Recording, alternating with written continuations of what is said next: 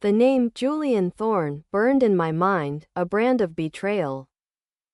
But the cold satisfaction I expected was replaced by a hollow ache. Seeing the proof in stark, clinical data was one thing. Now, I had to weaponize it. And the thought of watching my father's world shatter felt less like victory and more like a necessary, terrible surgery. My revenge needed a heart. A reason beyond my own pain. I found myself standing before the old oak tree in the backyard, where my mother's ashes were scattered. The air was always softer here, quieter. "What would you have me do?" I whispered to the rustling leaves. "Let it go? Or make it right?" There was no answer, only the memory of her laughter. A sound Alara's perfume had long since chased from these walls.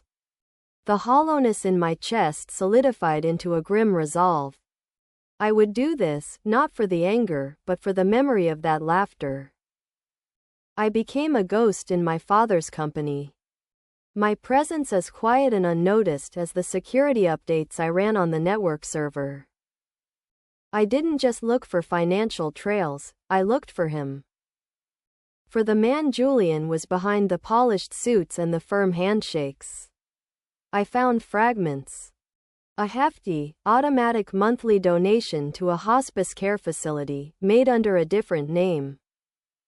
A series of encrypted, angry emails from a woman named Clara, demanding he stop hiding and face his responsibilities. Julian had a sick mother and a bitter ex-lover. The lion had vulnerabilities. This wasn't just about greed, it was about desperation. The knowledge should have made him seem weaker. But it only made the tapestry of his betrayal more complex, more human. It unsettled me. The final piece came from an unexpected place, my father's own past. Buried in a dusty box of my mother's old things was a faded photograph of my father and Julian. Years younger, arms slung around each other's shoulders, standing before a small, struggling bookstore called The First Chapter. On the back, in my mother's looping script, it read, *, The Dream Begins. Partners. My blood ran cold. The favorite book, The Count of Monte Cristo. It hadn't just been my father's. It had been theirs. Their shared dream, their Bible before business empires and betrayals. Alara's lipstick message wasn't just a defilement, it was a savage, intimate mockery of a broken friendship. She hadn't just stolen his wife. He had helped her desecrate the very symbol of their brotherhood. The night of the confrontation, I didn't feel like a vengeful son. I felt like an executioner. I set the stage not in the grand living room, but in my father's private study, surrounded by the ghosts of his ambitions. When I laid out the evidence, I didn't lead with the money. I led with the photograph. "Do you remember this, Julian?" I asked, my voice quiet.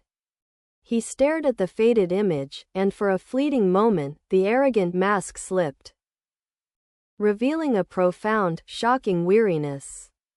My father's face was a landscape of confusion and dawning pain. I then played the audio. The old lion is sleeping. But it was the next sentence, one I hadn't even registered in my fury during the recording, that now hung in the air, thick and poisonous. Julian's voice, softer, almost regretful, *, it's a shame. He was a good man, once. The room froze. The embezzlement was a crime. This was a murder of the soul. My father didn't roar. He deflated, collapsing into his chair as if all the bones had been removed from his body. He looked from the young, hopeful faces in the photo to the treacherous, broken man before him. "Why, Julian?" he asked, the question a breath of pure agony. "The money. I would have given you the money." Julian said nothing, his eyes fixed on the floor. Alara's furious denials died in her throat. rendered meaningless by the sheer weight of historical betrayal in the room. My revenge was complete. It was perfect. It was devastating. As security led a broken Julian away and my father stared into a past he could never reclaim, I felt no triumph, only the cold, quiet chill of a truth that had healed nothing, but had simply carved a different, more permanent kind of scar into all of us. The ghost was gone. All that remained was the wreckage. The name Julian Thorne stared back at me from the screen. A stark confirmation that felt more like a gut punch than a victory. The silent lion had a name, a face from my father's corporate holiday photos, a man with a firm handshake and a smile that never quite reached his eyes. The cold fury that had driven me since finding the book curdled into something more complex, more unsettling. This wasn't just about Alara's infidelity anymore, it was a systemic betrayal. A poison seeping into the foundations of my father's life and work. My initial plan, to gather evidence and expose them, suddenly felt childish. A firecracker when the situation demanded a controlled demolition. A simple exposure would cause a scandal, but they would survive it. Julian would be fired, Alara would be divorced, but they would likely slink away together. Perhaps with a settlement to enjoy their stolen paradise. The thought was intolerable. They needed to be ruined. Completely. And for that, I needed to understand them, to find the cracks in their armor. I began my new surveillance, not just of their movements but of their souls. I spent more time at my father's company, using the excuse of wanting to learn the business. The pride in his eyes was a sharp, painful reminder of why I was doing this. A necessary poison I had to swallow to make the medicine potent enough. I watched Julian. I learned the rhythm of his arrogance, the careful way he curated his image. But I also saw the flickers of something else. The way his jaw tightened when a junior associate challenged him. A flash of insecurity beneath the polished veneer. I dug deeper, beyond the financial records. I found a series of large, regular withdrawals from his personal account, always in cash. Always on the third Friday of the month. They were traced to a private medical facility specializing in long-term intensive care. His mother, the lion, had a vulnerable underbelly. One evening, working late under the guise of studying quarterly reports, I accessed the archived server logs. I cross-referenced Julian's external meetings and business dinners with Alara's meticulously logged spa appointments and shopping trips. The correlation was perfect, a synchronized dance of deceit. But the true key was in Alara's own carelessness. She had a hidden digital photo album, protected by a password I guessed on the third try. My father's birthday. Inside were not just intimate selfies with Julian in anonymous hotel rooms, but pictures of documents, blurred but not enough. A property deed for a seaside villa in another country, a receipt for a vintage Rolex. I was in the server room, piecing together the final strands of their financial web, the shell company, the funneled funds, when I saw him. Julian was in his glass office, his back to me, on the phone. His voice, though muffled, carried through the slightly ajar door. "Don't worry, my love," he murmured, the tone so intimate it felt like a violation to hear. "It's almost done. The old lion is sleeping. Soon, the pride will be ours." The words, so cliché and yet so vile, hung in the air. The old lion. My father. Our pride. Everything he had built. He ended the call and turned, his eyes catching my reflection in the dark glass of his window.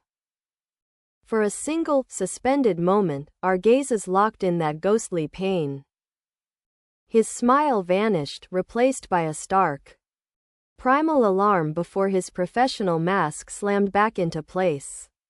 He gave me a slow, deliberate nod, a silent acknowledgement.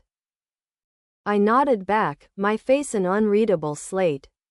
The game had changed. It was no longer me hunting in the shadows. It was out in the open now, a silent war declared between us in a reflection. He knew I was watching. And I knew he knew. The trap was set, the bait was taken. Now, I just had to wait for them to walk into it of their own accord. Their paradise was about to become a prison of their own making. The silent war in the office corridors was a subtle, chilling thing. Julian's nod had been a declaration.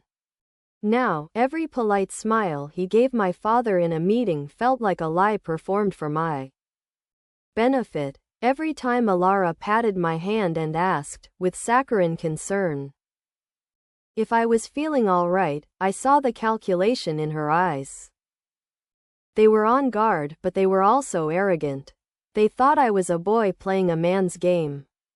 They had no idea I was learning the rules they themselves had written. The final piece of the puzzle, the one that would make my revenge inescapable, came from an unexpected source, my mother's ghost. Or more precisely, the ghost of her memory. Preserved in a dusty box of her things I found in the attic.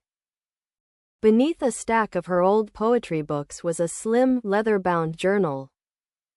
My father had never been able to part with it. My heart hammered against my ribs as I opened it. I wasn't searching for ammunition, I was searching for her. But I found a different truth nestled in the pages of her elegant script. An entry, dated a year before she died, mentioned my father's first fledgling business, a small, struggling bookstore he'd opened with his best friend, Julian. The entry was wistful. Robert and Julian fought again today. About money, about direction. Julian is so hungry, so impatient. Robert says a business built on friendship is a house built on sand. I fear he may be right. The bookstore had failed. The friendship had soured. My father had moved on, building his empire alone. Julian had clearly never forgotten the loss, the humiliation. This wasn't just about Alara. This was a revenge decades in the making. Julian wasn't just stealing my father's wife and money. He was reclaiming what he felt was his share of a kingdom he believed he helped conceive. Armed with this, I laid my final trap. I knew they were getting nervous, feeling the walls close in. They would try to move the money to secure their escape route. I created a perfect, fake opportunity. A whisper of a potential investor asking delicate questions about the shell company's finances. A leak I carefully orchestrated through an untraceable channel. They took the bait, on a rainy Thursday afternoon. While my father was in a high-level board meeting he couldn't leave. The digital alarms I'd silently set on the company's servers tripped. Julian, using his full administrative access, was initiating a massive, final transfer. He was draining the accounts, ready to bolt. I didn't stop it. I let the transaction process, a phantom ship sailing into a trap. Then, I walked into my father's board meeting. The room fell silent as I approached the head of the table. I placed a single sheet of paper in front of him. It wasn't a spreadsheet or a printed email. It was the photograph from my mother's journal of him and Julian, young and hopeful, standing before their little bookstore. His face softened in confusion. "Alex? What is this?"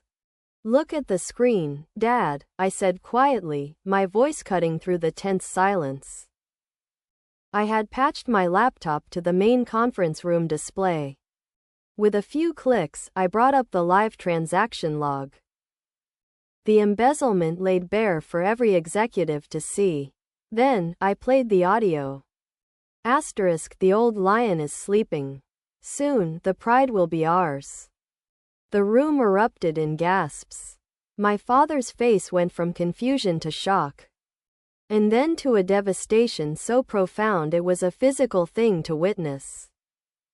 He wasn't just looking at a crime, he was watching the murder of his entire past with Julian. The final, brutal failure of that first, hopeful partnership. He looked from the young, smiling faces in the photo to the damning evidence on the screen. And then his eyes found mine. In them, I saw the collapse of his world, but also a dawning, horrified understanding. His son had not been the resentful boy he thought. I had been the watchful lion, the one he never knew was guarding his pride. The revenge was complete, and as I watched the life drain from his face, I realized, to my horror, that it tasted not of victory but of ashes. The confrontation was over. Julian was in custody, his arrogance finally shattered by the cold, hard evidence of his embezzlement. Alara was gone, banished from the house with nothing but the clothes on her back. Her poisonous charm useless against the prenuptial agreement she had once signed so greedily. The house was silent again, but the quiet was different now. It wasn't the peaceful quiet of before Alara, nor the suffocating quiet of her reign. It was the hollow, echoing quiet of a battlefield after the war is won. I found my father not in his study, but in the living room, sitting in the same chair he'd occupied during the confrontation. He was staring at the empty fireplace. The photograph of him and Julian as young men still clutched loosely in his hand. The corporate king was gone. In his place was just a man, looking old and terribly alone. He didn't look up as I entered. I knew the bookstore was failing, he said, his voice rough and distant. I was the one who insisted we cut our losses. Julian begged me for one more loan, one more chance. I refused. He finally turned his gaze to me, and the raw pain in his eyes was a physical blow. He never forgave me. All this, was it just to prove I was wrong? That he could have saved it? My grand revenge, my perfectly executed plan, suddenly felt small and cruel. I had wanted to punish them for their betrayal, but I hadn't considered the ancient wound I was ripping open. I had forced my father to relive his first great failure, and in doing so, made him question every success that came after. It wasn't about the bookstore, Dad, I said, my voice softer than I intended. It was about greed, and her. He shook his head slowly, his eyes dropping back to the photo. I brought her into this house. I let her near you. I was so blind. He looked at me again, a new, deeper horror dawning in his expression. And you had to be the one to see it. To carry this burden. While I was the old lion, sleeping. The words hung between us, the title he'd been given in secret now a public brand of his ignorance. The victory I had imagined, a father grateful to his avenging son, was a fantasy. The reality was a chasm of shared pain and a devastating new understanding of how deeply he had failed to protect us both. I had won. I had reclaimed our home and our company. But as I looked at my father, a broken man haunted by the ghosts of his past, I realized the true cost. The revenge had been perfect, but it had also been a poison. We were free of the traitors, but we were prisoners of the truth. The fight was over, and all that was left was to see if we could find a way to rebuild from the ruins. The silence in the weeks that followed was a heavy, living thing.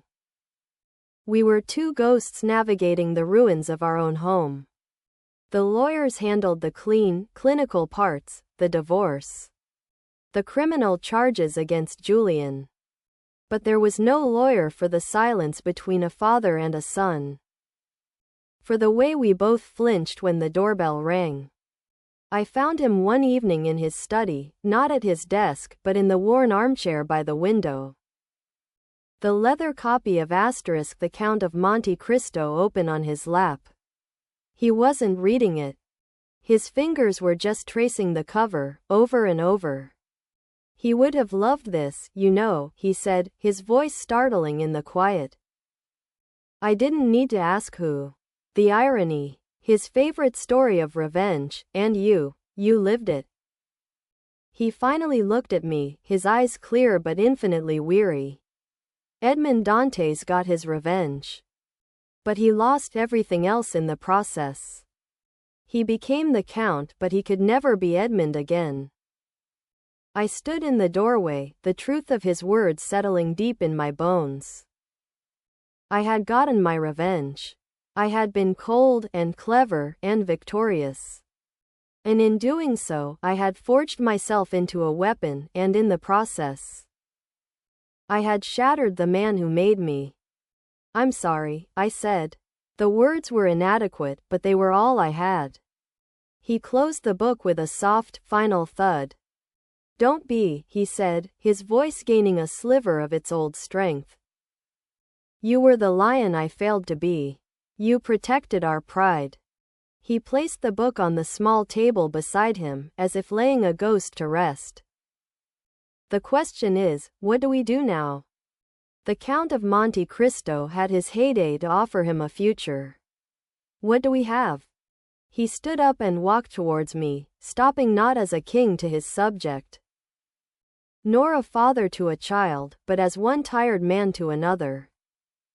He placed a hand on my shoulder, its weight familiar and yet entirely new. We have this, he said, his gaze sweeping the room, the house, the space between us. We have the ruins. And we have each other. It wasn't a happy ending. There were no triumphant cheers, no magical healing. The scars, on both of us, were too deep for that. But as I looked into my father's eyes and saw not just the pain, but a flicker of hard-won respect and a determination to rebuild, I understood. Revenge wasn't the final chapter. It was the fire that burned the old house down. The story wasn't about the fire, it was about what we chose to build from the ashes.